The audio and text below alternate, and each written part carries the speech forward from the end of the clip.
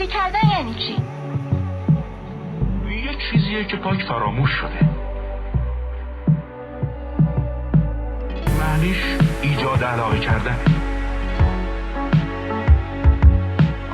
ما اگه برداشت منو اهلی کردی، اون وقت هر دوتامون به هم احتیاج پیدا میکنیم.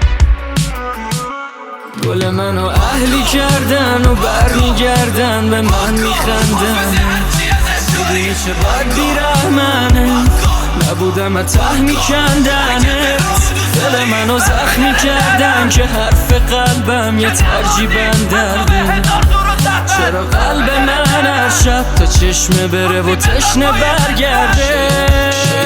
شاید وسط افتاش که من باشم پلوت، لقمه دهنگیر بود داره گیر کرد تو گلوت. تو راست میگفتی باز فکر خودم باشه، اگه فکر خودم بودم الان این وضع من نبود. آره عشقی که توش التماسه بذار بگن ترس، آره عشقی که پایش رو پول سنبار نمیارزه. اینو بدون فقط دیوونگیه اون عاشقی که ایانت ببینه توی عشقش بی حد و بی مرزه.